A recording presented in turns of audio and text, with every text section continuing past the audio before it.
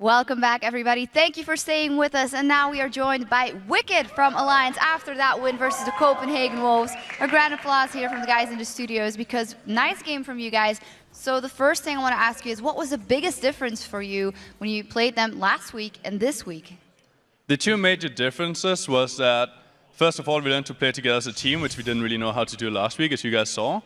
And then we banned properly this time. Like, we knew what they played because we had the week one, we had all the information. But last week we didn't have that much information. That hurt us a lot. All right, let's talk a little bit about the top lane. You went for Trundle, who normally, according also to Rocket yesterday, is not the best pick versus Renekton. Why did you go for Trundle? The reason I went for Trundle is I don't think Youngbuck is the player that usually snowballs his lane. He just farms and does a good job in teamfights and so on. So I felt comfortable being able to equal farm or being a little behind him, and at that point Trundle is still better than him, unless he snowballs. You were up in your island in the top lane doing very well versus Youngbuck, but we had a lot moving around the map, and they tried to go 2 versus 1 versus LeBlanc mid to shut Froggen down. What was your reaction to that in the team? We didn't really mind that at all, because we just used the normal 2v1 strategy where we try to dive bot lane, and we just thought it's a normal game, it doesn't really change anything, and Froggen is really good at staying defensive. All right, let's talk a little bit about the team right now, because week one didn't go too well. How is the atmosphere right now? Are you guys feeling really happy? You feeling confident? How is it? I would actually say from week one, like, losing so hard just motivated us because we needed to prove ourselves. And it was a huge hit to us that we lost 4 games, so it was a huge motivation. So how did you take it personally? We had Froggen here yesterday and we asked him. There was a lot of stuff on the internet, obviously, comments all over, and there were some things about your performance as well. How do you look at that? Well, there's always going to be haters. You just got to take it as motivation and prove them otherwise. That's the only thing you can do. I like that answer. I'll give you that. But I want to go back a little bit to the Trundle one, because we see all these new picks in the top lane. Is there anything else you've prepared you can maybe tell us a little about? Is there a Warwick coming up? If I had anything prepared, there's no point telling anybody because it's a surprise. That's a good point, of course. We can't trick you, Wicked. But now that you're kind of coming under steam, you're doing a little bit better. You have 2 wins in a row now. So can you now more look at the table and say, these are the teams we're really going to have to look out for. These are the things we're really going to have to work on. Well, Fnatic and Gambit are looking really hot right now, so those are 2 teams we are scared of. But apart from that, we just need to focus on our own play at this time. And how do you actually think you will improve like now? What is the goal for you going forward with this? How will you improve? Because you're already playing pretty well now, a lot better than last week, but how do you keep improving?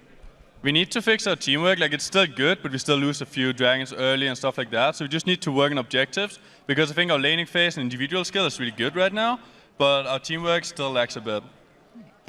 Before we go over to our next thing, I want to ask you finally, next up, ROC versus Gambit, 2 of the strongest teams during the league right now. Who do you think is going to take that?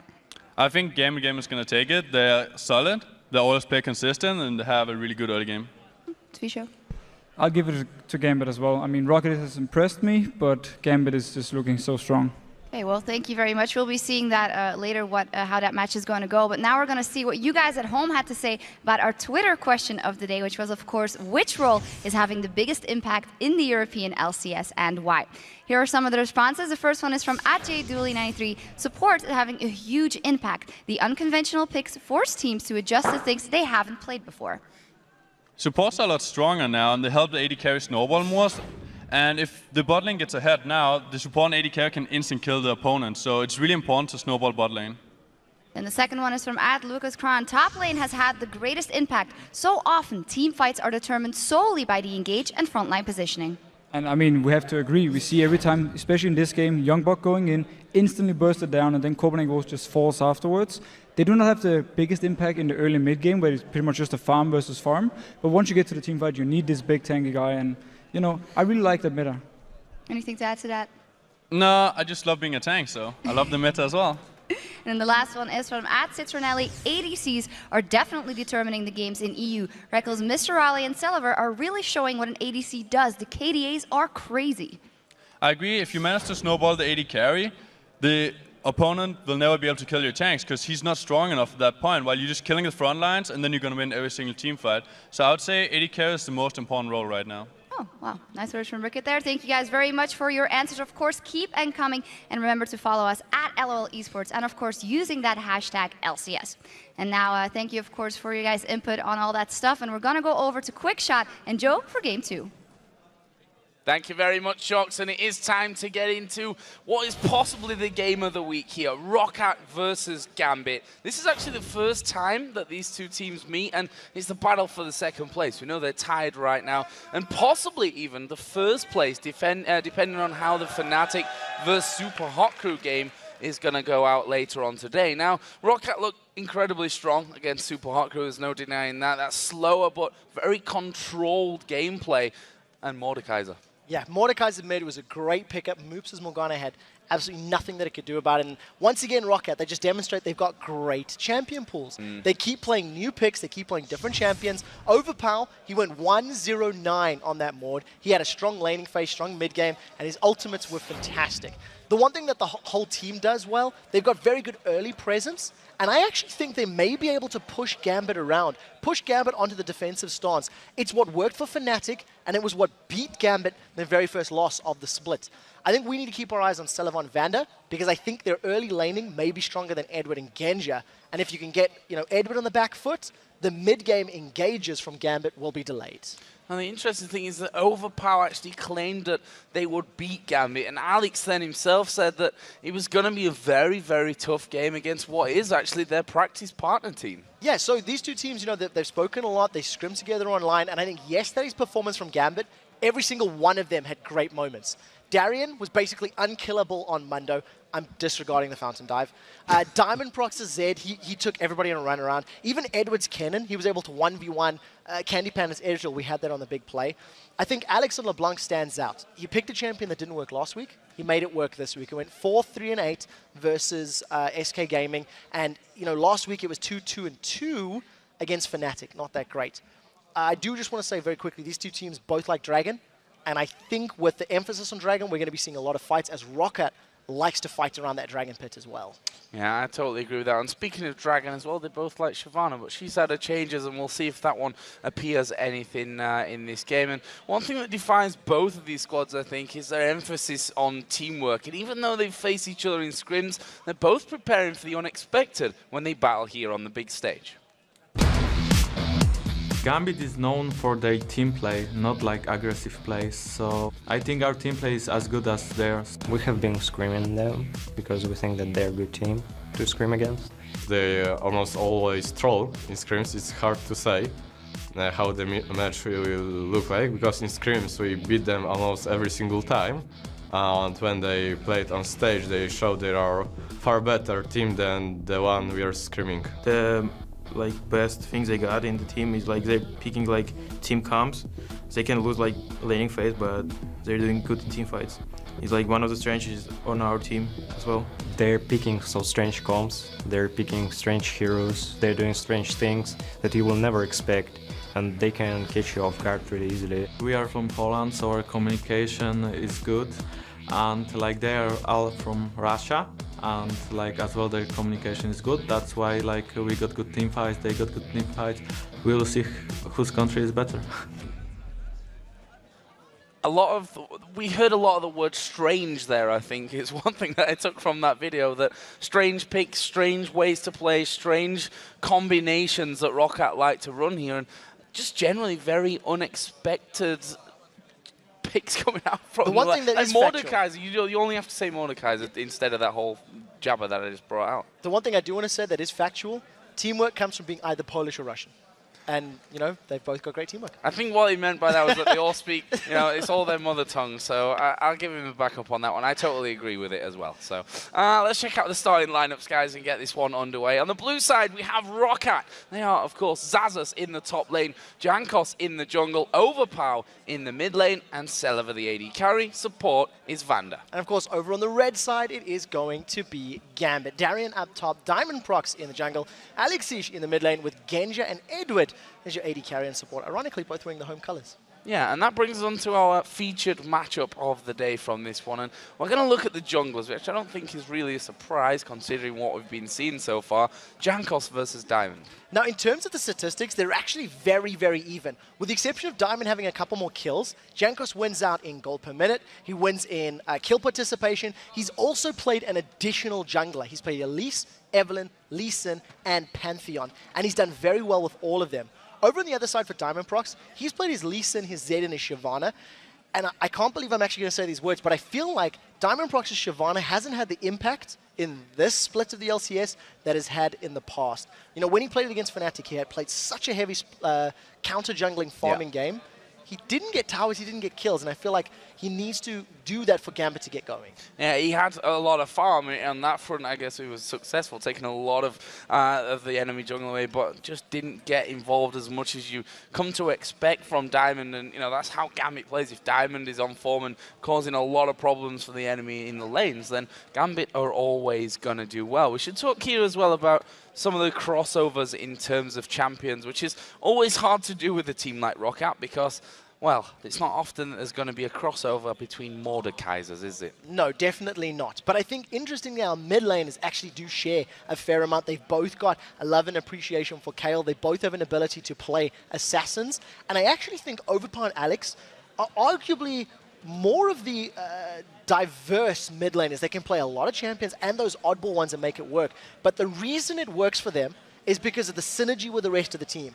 You can't play Kayle if you don't have a team that can re-engage once you've popped intervention. You can't play Mordekaiser unless there's enough interference for you to get your ultimate down, the Children of the Grave. So I think the synergy with the rest of the players is really what helps these guys play their picks. If you think back to the interview yesterday that we had with Overpower, he said that there are possibly some other champions that are still in the pool that could come out in that one. And I don't even want to speculate because I don't think we would have ever hit Mordekaiser if we'd have really tried to do that yesterday. No, definitely not. And I think what we can say is that both of the top laners like to play tanks. You know, I think we can say that in terms of maybe Shyvana being hit a little bit, maybe not going to be in the top lane. We've only seen her in the jungle so far since 4.1. Dr. Mundo up top is still scary. Warwick is another one that you have to consider. In this matchup right now, Rocket's on blue side. They have to consider whether they want to ban that away because he's technically gotten stronger now that Shyvana's damage is lower and Dr. Mundo couldn't really deal with him anyway. Darian may be celebrating again if he can get a ban. Well, I mean, we saw his Mundo yesterday. I think he got up to like 4,900 HP by the end of it, which is 0-1-16. You just couldn't kill him, or at least not until he dove into the fountain right at the end with the rest of his team, and he finally went down for the first time in the game. But with Shyvana out of there, Renekton, which is a champion that covers obviously both of these top laners, although Darian's not actually played it up until now in the spring, so we know that he can play a mean Renekton as well. The Warwick comes to mind, unbeaten so far here in Europe. Just so many questions, and hopefully surprises along the way as well. The other area that we're not going to see any overlap is going to be in these support roles. Yeah. You know, Edward has played Kanan in 2 games out of the 5 that they've played so far. He played a Mumu last year against XDG, and he's wanting to try more picks. The thing that I like about when Gambit run these oddball comps, yes, they need more damage, but they chain it together. He offers CC, it works with the rest of the comp. Well, let's get into Champion Select then and speculate no more and find out the cold hard facts on this one. First ban is LeBlanc. We saw Alexic using it yesterday's game, did brilliantly for them, picking people off left, right and center. Pantheon taken away, and Overpower is happy about that one. It's similar reaction to Darian when the Warwick got banned. Why not? And we've seen Overpower running Pantheon, we've seen Jankos running Pantheon. It's a champion that can go multiple roles, and with the changes to the jungle items, he gets a lot of sustain in the jungle recently. You know, part of the reason that he can block those big auto attacks. I think these are respect bans out of performances we've seen recently, not necessarily tied to an overall strategy, and we'll see how these go, because both teams are taking their time. Lee Sin taken out here as well, and you've got to feel that's a wise one against Diamond, who has done so well with Lee Sin. I mean, if I look back at his games, 3-1, 13, 2-0, 10, 3-2, 12, all really great scores with that Lee Sin. On the other side, Kassadin taken away. Never want to be up against a Kassadin, especially if it's in someone like Overpower or Alex's hand. Has featured in every single game but one. That is the 19th ban on Kassadin in the spring split. He's been picked 2 games, won both of those, and only 1 match when unpicked, untouched, and I think it was a mistake. So Cassidy is still major flavor, but the big tanks are still up. Dr. Mundo's still in there. Shyvana's still there if Diamond wants to go that route. And I think those could be first pick contentions unless they want to go for the likes of Annie or the Thresh, in which case you can react and try to counter pick. Well, the Elisa is out there, and what is the final bat? And you can see that Gambit actually taking the sweet time about this one. As Darian just putting on his glasses there at the end. What am I going to pick? What am I going to ban? And it's Vi actually in the end against Jankos. So this is a lot of jungle bans, and I think Jankos or Diamond, one of them might even go for an Evelyn. I think it is a possibility for them. They both like to play Eve. They both like to trend towards those aggressive junglers. But Eve's had the change. That's what we shouldn't forget either. Very true. The Ravage, now physical damage. Maybe not, maybe not. I don't know, because these are mostly jungle-focused bans. You know, 4 junglers in total. And you can see Gambit saying they don't know what to do. Darian wants Warwick. Darian knows what to do. We just just don't know what that is at this point. No one can ever read Dr. Darian when he's on his plan. Let's have a look here. 25 seconds still to go. And a crowd cheering out a few different champions to go with. But the safe bet for Gambit will be something like Jinx Cannon, Jinx Thresh, Jinx Annie. Because that would allow them to react to what Rocket are doing. And I think the fact that taking so much time is probably the smart decision. You're so smart, Trevor. Well done on that one. But that is going to be locked in along with a boo from the crowd. Ooh. They want to see Warren coming out from that one. Actually, a last-second change here. Shen being picked up by Gambit. I'm not entirely convinced it's a top lane yet. And the only reason is because it's Gambit. We'll see. Support Shen is a little bit of a thing in the fringe outskirts of solo queue. And if any team's going to run something different, it could be them. We have seen Shen feature in the top lane. I think this will be his 3rd time if he goes that route. But I would prefer to see Darian on something like a Mundo, on something like a Shyvana. And look at the focus here from Rocket. They have no idea what to predict because they don't really know where the Shen's going to go. Yeah, and you've got to wonder where Mundo is in all of this as well. I think that will maybe come out this time around. Wukong, a champion that we've not seen here in Europe, but has made an appearance over in North America. Soraka would make me a very happy man. It's not going to be Soraka. Are they going to counter pick the Warren? I just don't even know what. No, I don't think we can theorize at all. No. Somebody's been reading Reddit. I don't believe that. That was just because Reddit's clawing at the Poppy pick. And the fact that they're changing so many times tells you that neither Rocket or Gambit know what their opponents are going to do. And even though they're scrim partners, you heard them say they do oddball picks, they troll, so to speak. Olaf's going to most likely go in the jungle here. So again, Rocket playing is very, very safe. Well, yeah, safe, as you said, safe until they know what they're going to be up against and then can counter pick from that one. Let's see what Gambit now go for. They seem very relaxed, pretty quiet about it.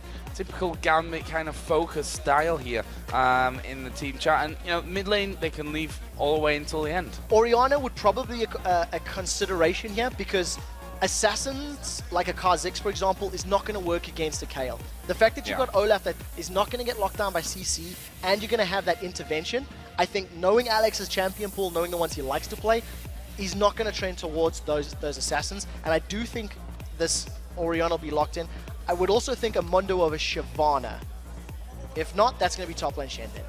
Yeah, that'll be the Shen going up top, and we are going to be seeing the Kennen coming out as well for Gambit. Actually played it twice up until now, as funny as that sounds to say from the support role. First game was against the Copenhagen Wolves, which they won. 3-1-9 was the scoreline at the end of that one.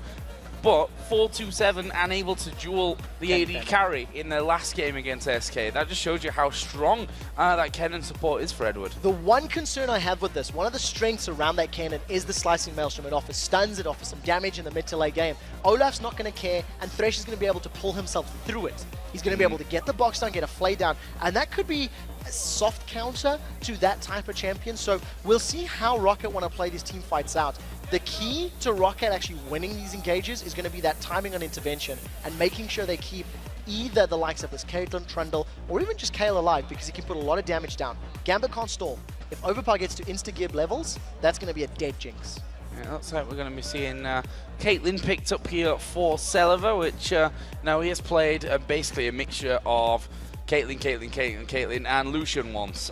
So that's not really surprising in the end. Mundo also being picked up here for Zaz. And I wonder if Diamond is saving a special jungler for this game, because they've left that pick till last. There are a lot of jungle bans as well. he has his Shyvana available, and I like the Shyvana in this situation because he can combo it with a Orianna ball, you know, get the shockwave down. Alternatively, if you want to go, I don't even know. I can't even theorize which route he wants to go, but I think Gambit, safe, maybe Season 2-esque type of composition, Shyvana would be the right pick. Yeah, I'd agree with that one. It is Edward on that one, so we can't trust it until it's locked in, but there it is. So it will be Shyvana making the appearance here for Gambit, and Darian, who, for me, he's looked his best and is most comfortable when he's had the Shyvana, the Mundo, which gives you so much freedom in that top lane to push past the tower, to go into the enemy jungle. Good, constant damage output from them. I wonder how he's going to do on Shen this time around. I think he's going to have a difficult time, unless it's going to be jungle Shen, but we'll see how that pans out. I'm expecting Diamond to take it, but I think Rocket have got a very solid composition here. They've got two very beefy tanks with Mundo and Olaf. They can survive a lot of damage, and if they are at risk of going down, the intervention plus the heals and everything is going to be very difficult to deal with.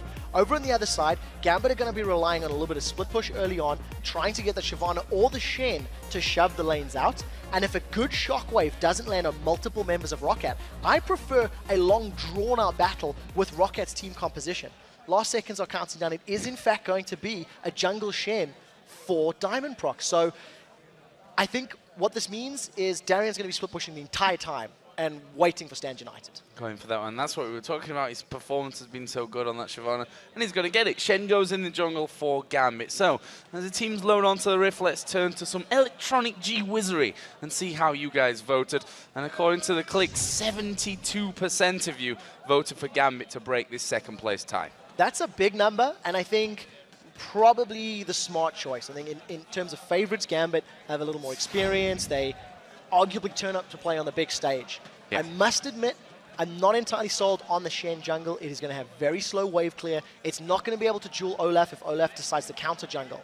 And I think a lot of pressure is going to be on what sort of impact Darian can have with that Shyvana. I'm wondering if we've missed something here that Diamond... I mean, Diamond doesn't bring any old crap to the jungle. He's playing these champions, you know, often being the first one to bring big champions out into the jungle. They're then followed by many junglers around the world. This time around, it's Shen, which, to be honest, in the past has never been that convincing for me, but Diamond going to be able to, I'm sure, prove us wrong in this one. We're in game, it's ROC versus Gambit, the game to decide who sits in second and possibly first place by the end of today. Yeah, it's going to be a difficult game, I think, for both teams. I feel like Gambit are going to take a little bit of a longer time to ramp up here. You know, once Mundo and Olaf and Kale hit 6, I think they can have a lot of fun really engaging and trying to counter jungle, steal some buffs away from Gambit. Once Diamond Prox does eventually get to that Stand United level of Shen, then all of a sudden the tables can be turned. Then he can join a fight, he can siege. It's also going to allow him to continue farming for a much longer period of time without necessarily responding around the map. Looks like Diamond might be starting on that top side here. Drankos also on the top side of the map currently, but only 110 into this. He can, of course, still change around. Darian waiting up on the top side as well. And as you mentioned, only really Millennium that have been doing this 5-man group and have a bit of scout down, usually actually from the red side into the blue side's bottom jungle is something that they've tried. We can see that Edward's waiting here, possibly to throw a ward down on top of the ramp. And Overpower's just having a dance in mid, smacking himself on the head with his sword. Having a moment, making sure he's ready for the battle. I think, you know, the key to this game is going to be how much of an impact Jankos can have in these early stages. He's going to have stronger, lower-level engages against Diamond Shen, should be able to bully him, but he's not going to be able to invade without a little bit of support, either from Xaxis or from Overpower. So wards and timing on when they engage is going to be key. The other thing to consider is that the duo lane of Jinx and Kennen is going to have much better kill potential on that Caitlyn Thresh once they get a couple levels, once the stuns are available, and even more so once Kennen has his ultimates. Well, we are going to see that 2v2 going up in that one, and we can see that actually ROC have pushed these waves out pretty quickly.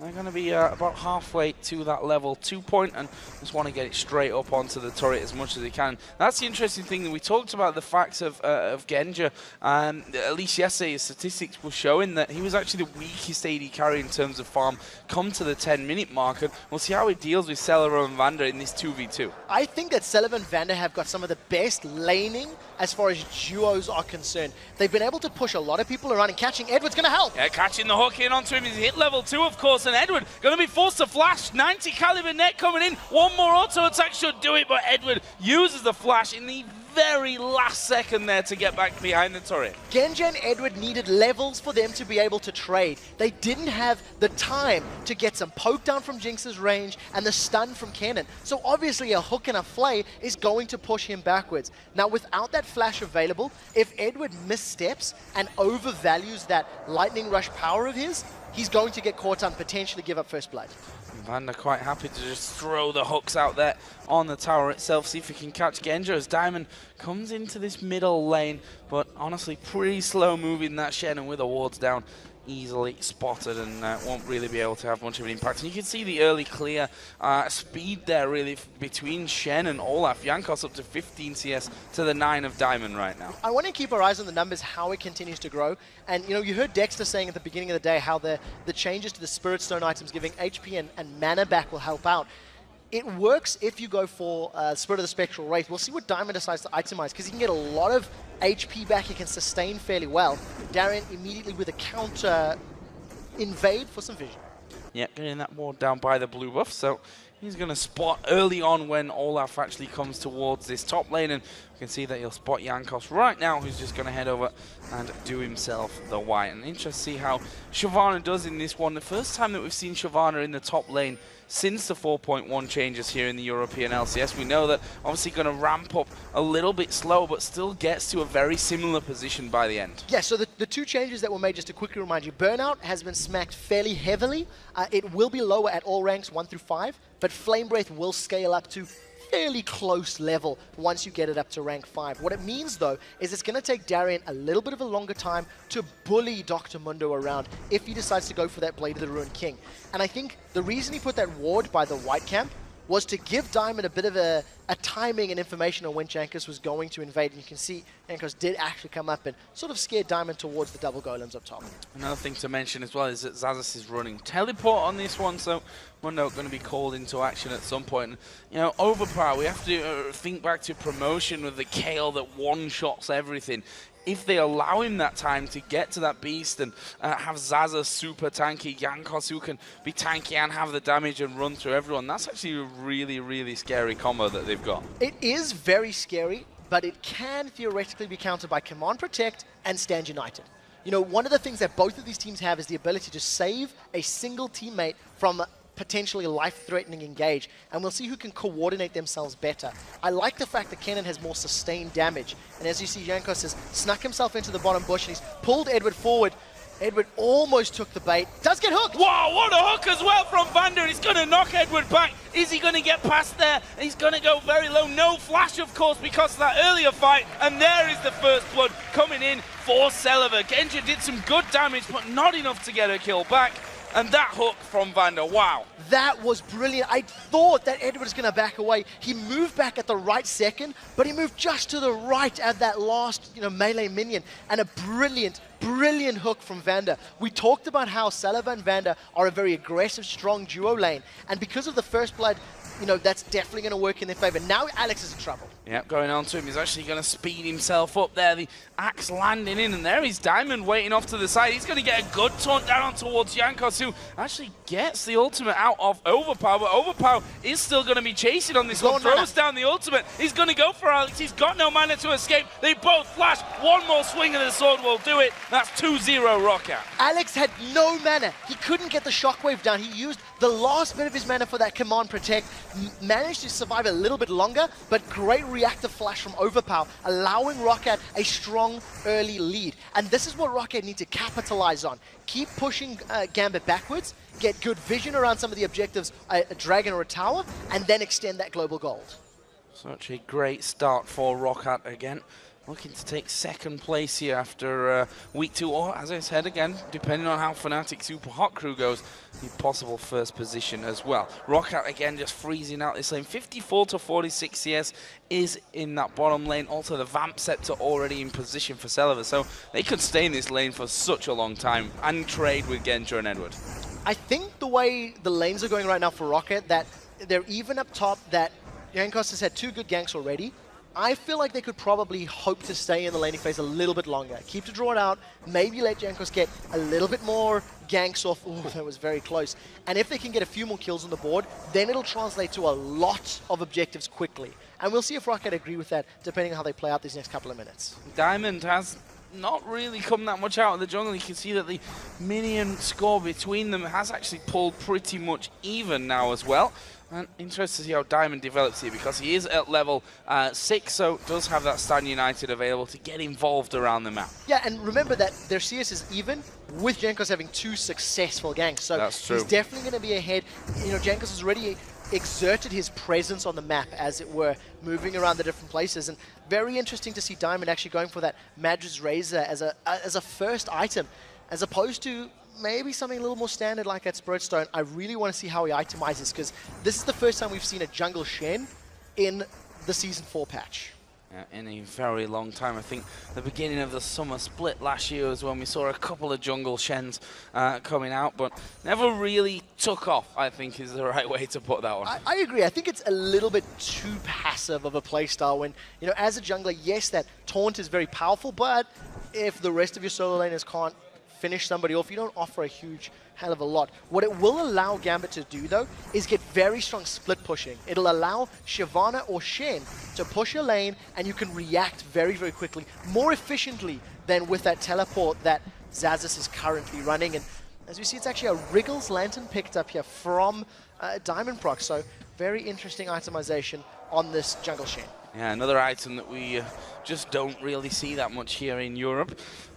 We are going to see Jankos actually coming around towards that mid lane. I tell a lie, he's just back off to keep farming things up. That lead building for him. We can see that the Stinger is in already for Overpower at this point, and that bottom lane getting pushed up as well. But there we're going to see the big fight in the top lane. Darian actually trying to get in. Stan United is going to be used, and Xaxis is running basically to no man's land. Flash in there from Darian, and that was going to be a dead Xaxis. It's just a matter of time on this one, and it is Diamond that actually picks up the kill. There's Stan United. Yeah, and that's exactly what we needed to see. The fact that Darian is going to be able to bully Xaxis around. However, it took a lot more time.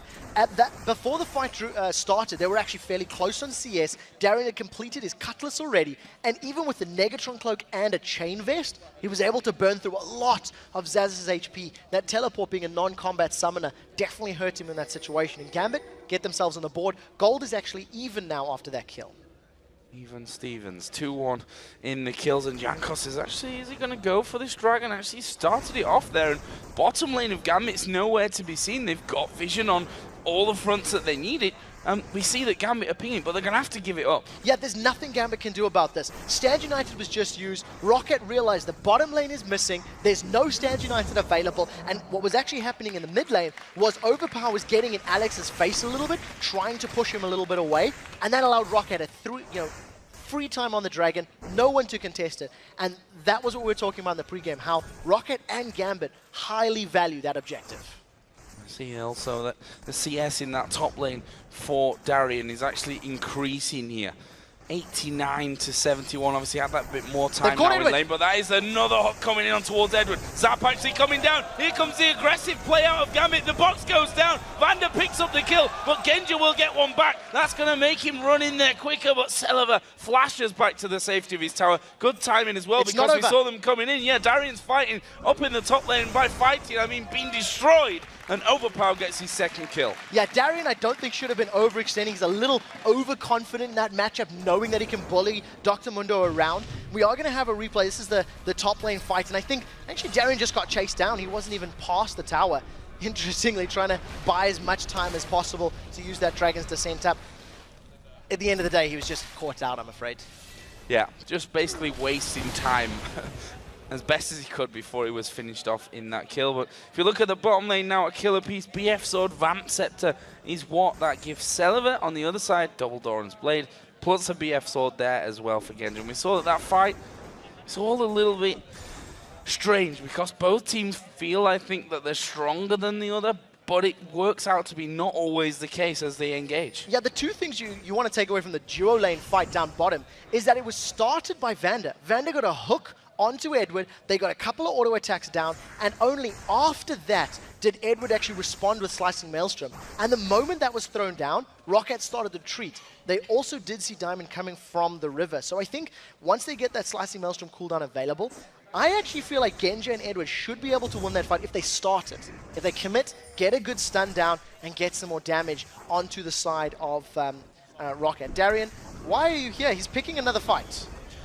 This is very last season, Darian, isn't it? You know, get completely out of position and then try and get away. Actually, this time, he manages to drag him over the wall, and he's going to run the burnout and actually walk away from that one. So a little bit safer this time around. Overpower not able to lock him down like last time. Yeah, knowing ZXC didn't have flash, and of course, Jankos is running that ghost on Olaf, so couldn't chase him. He's even got enough audacity to lifesteal off these double golems before he backs away. In terms of CS, we have to look at the mid lane because Overpower is falling quite far behind Alex. That's 40 right now. It hasn't equated to kills because or goal difference because of the kills. And as it stands right now, Edward, he's going in. He started. He's going in from this one. Jinx is a little bit far behind him there, but they know that Vander's got no escape. And, well, there's Shenta joining the party, and this is going to be an easily finished off kill. Genja makes it his second of the game, but Roccat are actually coming around the side. There's the ghost coming down from Jankos. Can he actually get one of them? He goes in towards Edward. Reckless swing comes down. Celiver gets a kill back. Good reactions from Roccat. Very good indeed. You actually seen the mid laner as well as the jungler were responding to that dive. Gambit were looking to get a little more.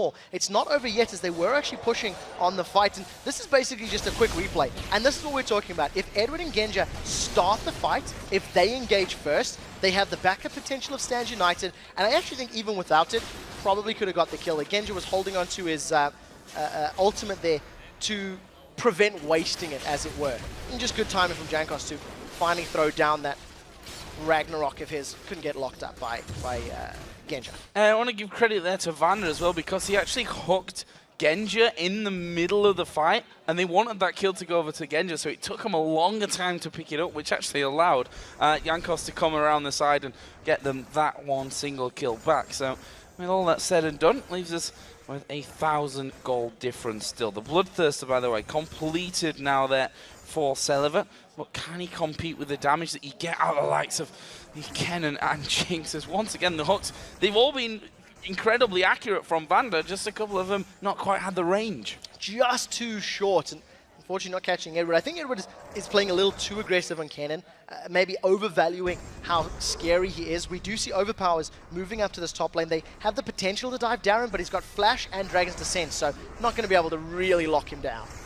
No, and Darian just trying to run as much interference on that one. ZXC with his ultimate running, he's regenning right up to full HP. But look at this, Diamond is coming in. Darian gonna ulti, and that's a lot of damage on towards Overpower. There is Diamond. Actually, the taunt missing, but doesn't matter. He gets the kill in there, but Darian did go down at the back as well. Trading 1 for 1, and you're giving kills to Overpower and Kayle. We've seen what he can do with that champion if he gets fed, and I think Gambit needs to be a little bit wary when it comes to dealing with him.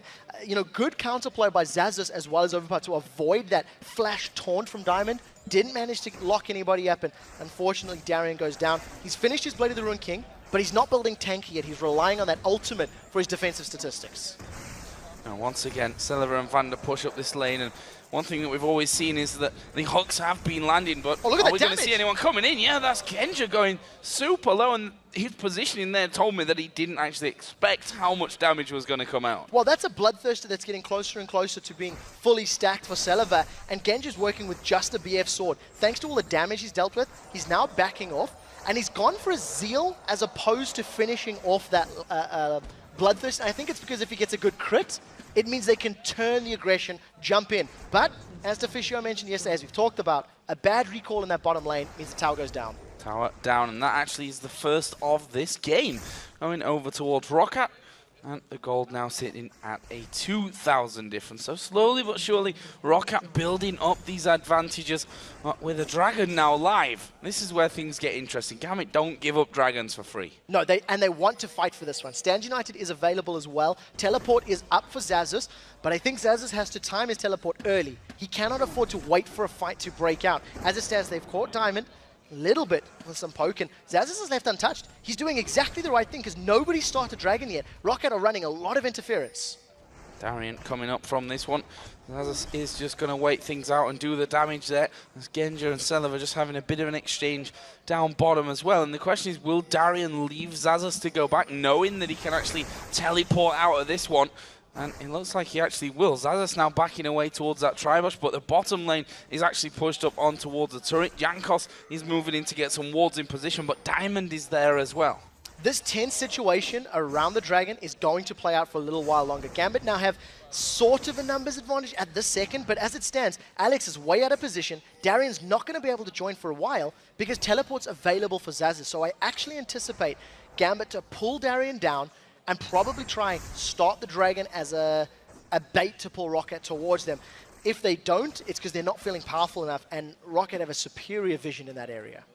Alex Itch there, we just saw how much damage he's actually doing, up at 204 CS to the 146 of Overpower's Kale, although obviously the kill's very much in favor of Overpower. But that Needle Large Rod doing a lot of damage into it. We see that Gambit once again going to be kicking off the Dragon. Jankos is here for this one. Diamond and Jankos both having that smite available, but Rocket, are they going to come too late into this one? Actually, they're not going to come into this one at all. Jankos forced to ulti and back out. All of the vision Rocket had to play with, Celev and Vander backed away, Gambit knew that they backed away, and they immediately went for the Dragon. They didn't wait for them to react. They didn't wait for Rocket to pull the fight out. So that's one Dragon apiece in this game as it stands, if memory serves, and I think that was just a misplay by Rocket. They had the vision, they had the ability to challenge, and the urge to spend money forced them to back away.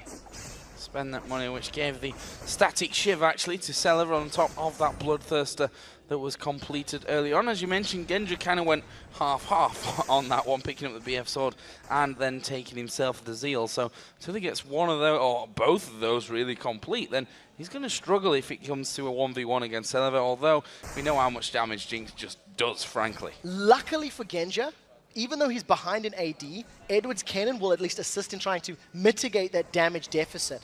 As it stands though, Gambit are still too afraid to challenge for this blue buff. You can see Genja's a little bit away. He needs to pull up, and I actually think Rocket managed to sneak the one just off the bottom of your screen. Blue buff is now running around in the bush. There's the vision. It disappeared for a second.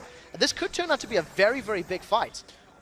All over a blue buff at this point, which is marching back and forth after being aggroed from Gambit. Rocket are sticking around with this one, and Vander's Hook going to be on cooldown for a little while now, but if that gets going in there, if they can get this started off as Xaxus here and Darian in the top lane are just bashing heads once again, there is the blue buff leashed out towards the Rocket team, but Gambit there as well. Yeah, they need to see who's going to engage. Vander gets Diamond! Yeah, Diamond going to get hooked in. There's the shockwave. It's a 3-mana as Edward going to move in as well, but Jankos, half HP still. It's Celev that's the focus. Great ulti out of Overpower. They're going to try and escape this one, but they can't. A good kill for Alex Itch, but the box keeping them locked in position is going to mean that the rest of them get away. So 1-for-1 in the end, but it's the jungler for the AD carry. Yeah, definitely in favor of Gambit for that situation. Xaxus was trying to get away. It's not over. It's now Edward may be in trouble from Overpower. He may actually get shut down. A great shockwave coming out from Alex Itch there worked in his favor. We do actually see Edward gets away cleanly thanks to that lightning rush of his. Yep, and Alex actually turning the damage around onto Overpower there. Really doing quite a lot to him. We saw, well, if you land those perfect shockwaves, you're always going to have good team fights. That's just how it works. And Genja is sat at 2-0-1 now as well, so he's not only ahead in farm, which Genja somehow always sneakily does. You don't really notice him. Then you look at the scoreboard and notice that he's somehow pulled back ahead in terms of, yes, he's now got the kills added into that as well. Bloodthirster is done, and I'm guessing he's not going to be too far away from that next item either. Yeah, he needs to be stacking up that Bloodthirster right now. As it stands, Celevar, he's going to be farming his way up as well. Got that single death, which drops some of the charges, and I think the one concern for me for that previous fight was once Rocket had engaged on the blue buff, Gambit actually dispersed. They backed away. We've seen Edward on the retreat with the Stand United, and then he had to re-engage like, oh, okay, I see Diamond is coming into support. So a little bit of, I think, confusion and maybe miscommunication there from Gambit in that fight. But we'll have to see how it pans out, as it still is only 800 gold that separates these two teams. Yeah, that's the thing. I mean, if they all spread out, Olaf can only go for one, Mundo can only go for one, Overpower can really only go for one, and by the time they've done that, they can hit them from all sides. Rocket have to pick the perfect targets in those scenarios. I think the difference maker is also going to be whoever gets Stand United, whatever the plural is of that. That's a real thing. And whoever gets the intervention from Kayle. Intervention, that one. Because whoever is affected by that ability, if they don't make an impact, that could cost your team the fight. And I think those are the key abilities to keep tabs on, because there's strong engage from both of these teams. There's strong disengages that can happen as well. Oh, Hawk coming out from Vander, and that's one of the first that he's... well, I say he missed. He got a minion, didn't he? So it's technically not a missed Hook, I suppose, coming out from him. Zazas on that top side of the map as well. He's going back off to lane. And Overpower going to have that Lich Bane coming in soon, and that's where the Kayle starts to get scary. I think she's scary already, well, she but that's already going to help, yeah. that's for sure. I want to also highlight the differences in the item builds between the supports. Vander's already got himself those boots of mobility, wants to land a good hook, and he's also working his way towards that Talisman of Ascension. Over on the other side, Edward, realizing that he's going to be on the front line and needs to be engaging the fights for Gambit, he's actually gone for a Giant's Belt as his first item. And what we have seen him do is go for a Rylai's Crystal Scepter both times he's played the cannon. So I think he may have even tried to rush this before going for GP10. Yeah, and that health from that, really a perfect time for, because he knows he's going to have to dive in there anyway. Needs that HP on his side. We'll see how that one all works out. We've gone into a bit more of a quiet period as both teams start to collect those buffs that they need and get back to pushing a few minions out, earning a bit more gold, and we can see the Overpower there. That Lich Bane now done for him. Blue buff on as well. Meanwhile, the AD carries. Genja still not quite finished off that static Shiv, and on the other side, the last Whisper almost done for Celeber. Now, the thing that we see every time Gambit feel that they are behind is they send Genja to split push. If Genja is not confident enough to team fight, he will always solo split push a lane. This we've actually seen costing Gambit games, because they want to get Genja to a point where he is powerful and where he can contribute meaningfully. And because he's only got one item completed, Gambit are just going to try keep stalling this game out, slowing it down to allow their champions to pull themselves into it. And yes, Alex is pulling ahead in CS, but there's a 50 CS deficit between Olaf and Shen, as Darren's taking a lot of damage from Overpower. Yeah, it does have his Spirit Visage there, and it's going to reduce a lot of that damage from Overpower, but still not really as much as he might want to. However, Dragon is up and Darien has come down. Genja's moving in from that bottom lane. Rocket have to react to this one if they want to have a go at it. They've got the ability. You can see Zazas has channeled his teleport. Dragon's at about half HP. Genja is late. Genja is on the far side and he's finally made it to the team.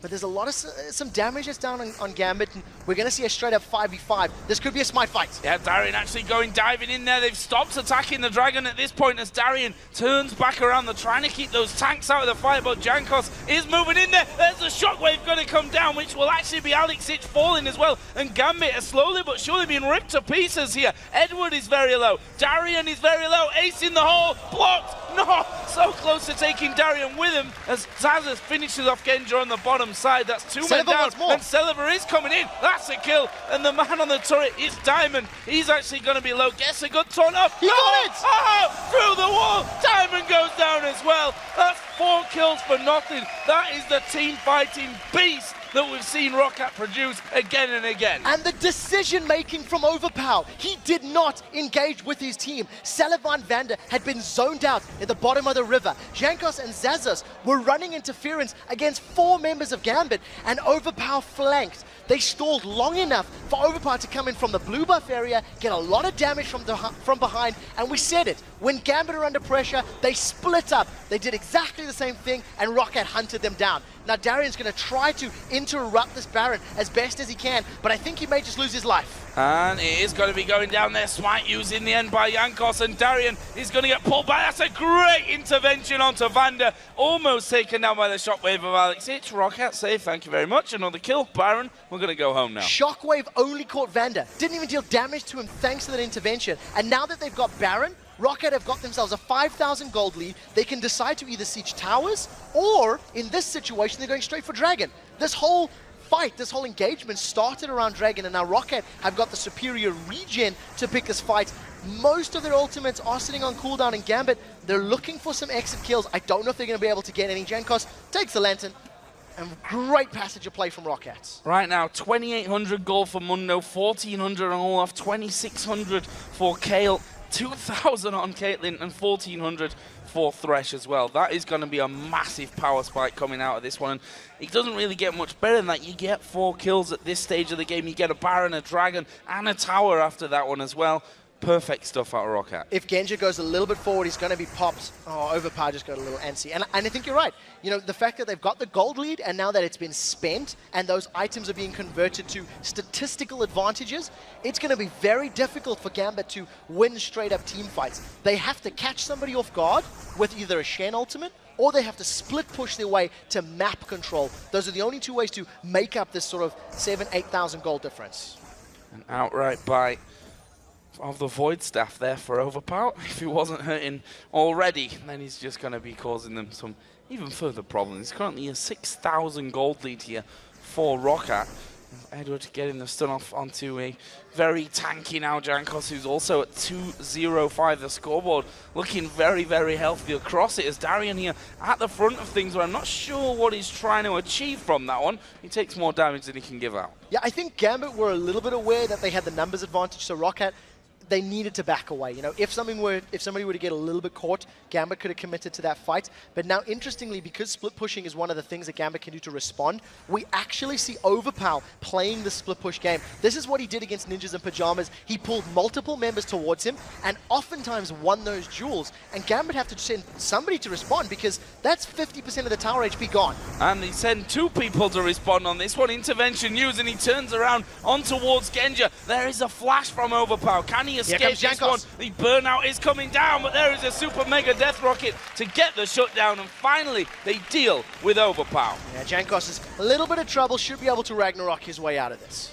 Doesn't even need it. Don't even need that. He's just going to walk away, even doing a good chunk on towards Diamond as he went as well. Meanwhile, Zazas, he's pushing the top lane all alone, and with Darian now headed back, that turret might just get finished off, and it is going to be done. Third turret of the game, actually, for Rocket, and now he's going straight in onto Darian as well. Yeah, and with the amount of resistances he has, he's actually able to sort of out-trade against Darian. Darian needs to go all in. He has to commit to a full fight if he wants to try and win out that trade. And Zazas now, he has no vision to work with, which is why part of the reason Overpower got caught out. There's not enough wards on the Gambit side of the map for Rocket to get away with these plays without maybe running the risk of getting caught out. They do manage to steal red, and a very cheeky escape.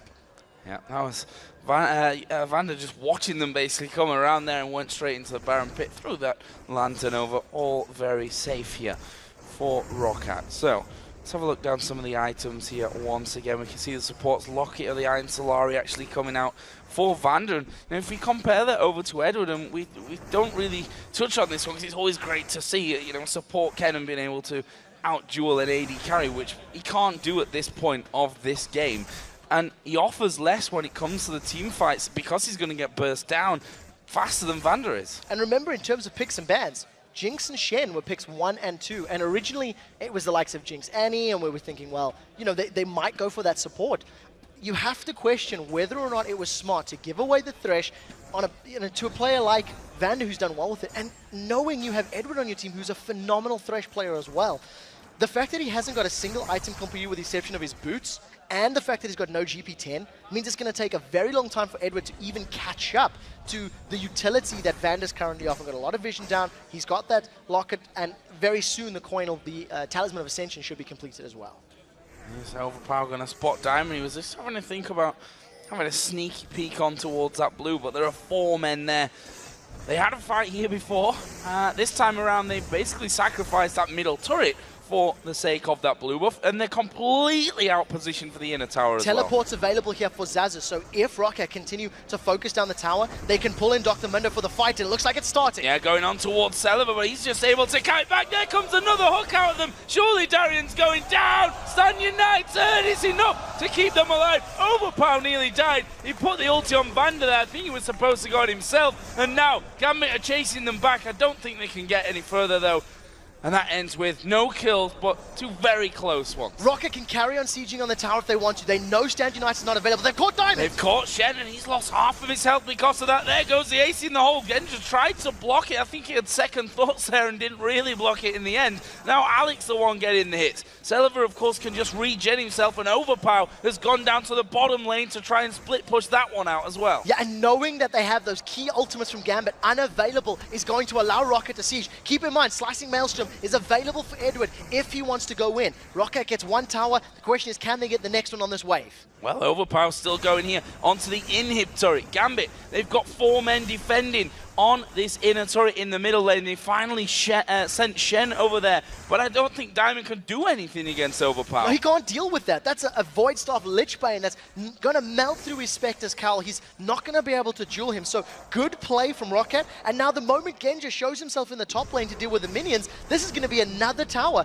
And Rocket, they're not stopping the siege. They're now going onto the inhib turrets. Yeah, I'm not sure why really. I mean, that lane had started to push in as well. They were scared that that one was going to start to be pushed through as Celiva throws out the ace in the hole. Turret already started to be worked on as Jankov's going to take a lot of damage from this one, but he pops his Ragnarok, just gets himself out of there. In the meantime, Rocket have been hammering onto the tower.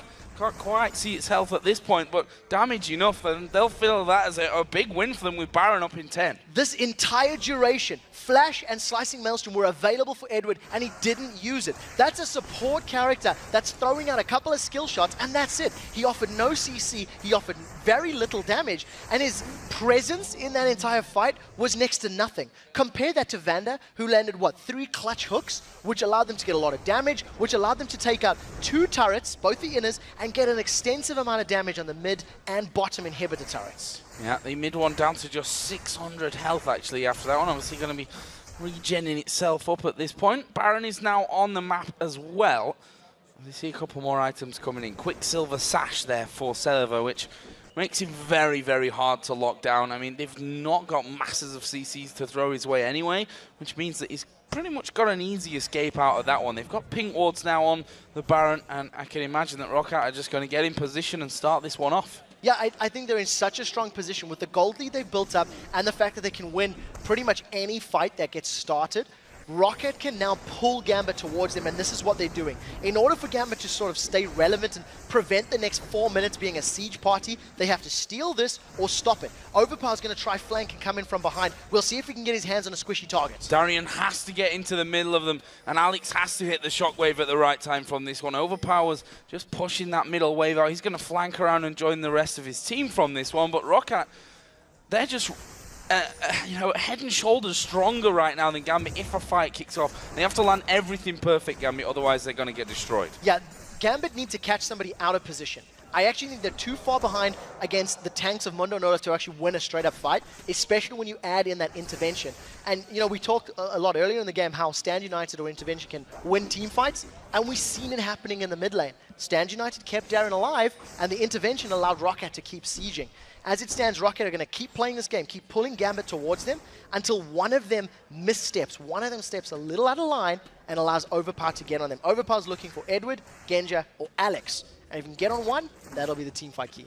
Or Diamond, or Darian. Rabadon's death cap is now added into his build from you can literally get anyone at this stage of things. Blue buff lasts about 3 seconds. Always a nice pickup for him. And actually a recall coming in there from Vander. So I guess he just wants to pick one last thing up. And will actually be a Ruby Sightstone. I think that he finished off with that one, and they're coming back in. However, they've left this middle turret somewhat undefended. The two tanks have now come across. This is the fight. Looks like they're going to go for this one. Actually, they are going to be going for it. Diamond is the one focused here by Jankos, who's slowing them all down as he goes. Vander is not there just yet, though, when ROC decides to disengage. Yeah, that was a 4 versus 4. Genji was arriving late to the party, and Vander was still getting up into that mid lane. And with Xaxus moving down bottom to clear the wave out, his teleport is almost available. I think we'll be seeing a replay of the last few minutes where ROC can either siege up the towers and control the lanes, or they can carry on baiting Baron. Both options are available because Xaxus can rejoin the combat thanks to his teleport. It's a 10,000 gold lead now that ROC have from this one. And Overpower here catching out Darren. You can see he's going to ulti straight out of this one. But will he be able to escape from Overpower? Yes, he will.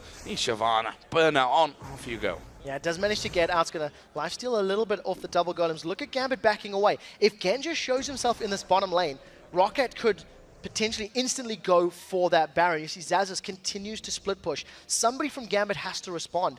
And with ROC having, a number of sweeping lenses, they're controlling the vision game. They're denying Gambit the option to surprise them. ROC are just playing this one flawlessly. Here's the Baron started off once again. They spot that Edward and Darian are at the back, and they disengage. Play it safe because Xaxus is pushing. This entire time he's pushing up now on towards the bottom inhibitor turret. Again, Gambit are going to be forced into a 4 versus 4. They're obviously, they need to send Shen back to deal with this one, but instead they've sent the AD carry.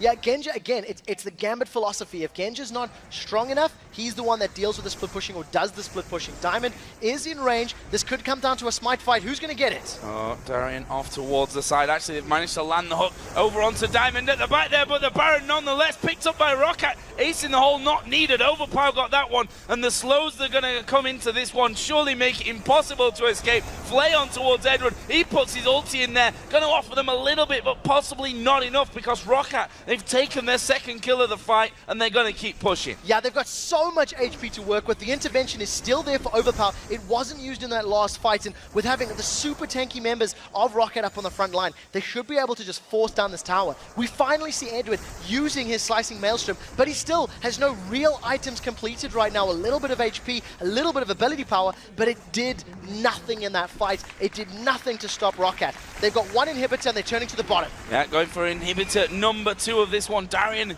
is up there in their face. He's got a lantern there, Xaxus, if he needs to take it to get away, but not sure that it does, to be honest. Overpower just steps forward there, swings the sword a couple of times. That turret is going to be falling low here. Watch how much damage Overpower does to that one. Instant death pretty much for it once they actually get the focus onto it. Inhibitor going to suffer a similar fate. ROC starting to back away now, or are they? They've got the regen coming in from the Baron. They could rotate, push that top wave out and go there now. Yeah, realizing that Gambit have several members with home guards on, I don't think they wanted to run the risk of getting caught up by that immense speed boost. So smart decision by ROC. They've actually backed away. They're going to catch Darian. Oh, they're going to catch Darian, which is something that happens quite often. Recently less so, I think, as another hook comes in just to finish that one off. Yeah, Jankos actually got the kill from that. And now, actually, with just 4 men up, I wonder if they're just going to keep pushing from this one. They've got so much gold to spend. 3k on Overpower, over 2k on most of the other guys as well. They can back off and come back stronger again. I think at this point, because they've got the Baron buff still in their favor for another 2 minutes, your initial call of pushing the top lane seems to be the goal here. Celiver backed away. He's pushing up the top wave, got that Infinity Edge completed now. And once the wave is pushing towards Gambit, ROC is just going to carry on playing this siege game. The damage difference between Celiver and Genji right now is massive, in addition to the fact that he's got that Quicksilver Sash for defense as well. But Genji's got the farm, and that's what Gambit were trying to do. And you said, often it can cost them games. He showed himself in positions where ROC have just made the best of it after seeing that Diamond is clearing out some wards whilst his top tower here is going to be started on. There's a shockwave. It didn't really do a lot, and Edward now going to be chased down. Ace in the hole lands on towards Alex. That's 2 men down. ROC can win the game right here as he going towards Diamond. Another hook lands. Overpower just blows him to pieces, and this is now Genji and Darian to save the game for Gambit. Can they hold on here against a big push from ROC? I don't think they can. They know that they can't as they back away on towards the fountain. The hook thrown out. The second Nexus turret goes down. ROC going to pile on through and pick up the victory here against Gambit Gaming and put themselves into a guaranteed 2nd position. Absolutely brilliant play from Roccat. They called it yesterday. Overpower said we will beat Gambit, and he predicted they will lose to Fnatic, but that is a matchup I'm looking forward to seeing. And coordinated team fights, great dragon control, and once that mid-game roaming and rotations happened, Gambit simply had no answer. Yeah, and you can see it looks as though there was no real answer to that one, and honestly, this Roccat team right now is so scary, able to take down everyone, almost everyone we should say, that's crossed their path, doing so incredibly well. Overpower again, getting this KO that he's shown time and time again that he can do well with. He's shown time and time again that he can do well with whatever you really put in front of him. He can pull out Mordekaiser in the LCS and still win games. This team right now has got such a bright future. You cannot beat Roccat in picks and bans. What we've learned from watching all of the games so far, you cannot beat this team by picks and bans. You cannot ban them out. So what that means is you have to figure out how to counter their objective play. And I think starting at Dragon would be what other teams need to look at. Roccat places a lot of importance on that. They are not afraid to invade your blue. And I think if anybody doubted Rockat's ability to win and compete at the top level of the LCS, this game just quashed it, because they completely control Gambit. You have to beat them in team fights, and that's what they completely excel at. That one down on Dragon, as you said there, looked as though might be a bit of a ropey start, but in the end, they always seem to be coming out on top of them. The slow but sure ramp up as well is always something that they seem to have in the back of their mind and feel comfortable knowing that they're only getting stronger as the game goes on. My biggest concern about Roccat when they came into the league was, can they play non-stall games? We know they're good in late game. It's how they beat NIP. When they played against Millennium, they basically won the game by 15 minutes. They had such an insurmountable lead. They are strong in lane, they're strong in rotations, and I also think their picks and bans, while unorthodox, are still very smart. Right near the end there, I made a comment about how Caitlyn is dealing more damage than Jinx, and it's because they were so safe. You know, they were sitting, sharing items for items, but Caitlyn had better range, better positioning, and Celefar was just playing to his team's strength better than Genja could. Yeah, and I have to give credit to Vander, because his hooks were absolutely miraculous in some cases. The one onto Edward, which was just a tiny pixel amount away from actually clipping onto the minion there, picking him up kills left, right, and center with those ones. So really impressive play by Roccat, and everyone that watches them, I'm sure, that has to face them later on is scared. Guys, we're going to take a moment to sweep up the remains of that battle, and when we come back, we'll be joined by Vander from Roccat, and then it's time for Reckless and Fnatic to put their perfect record on the line against the 6th place Super Hot crew. We'll be right back.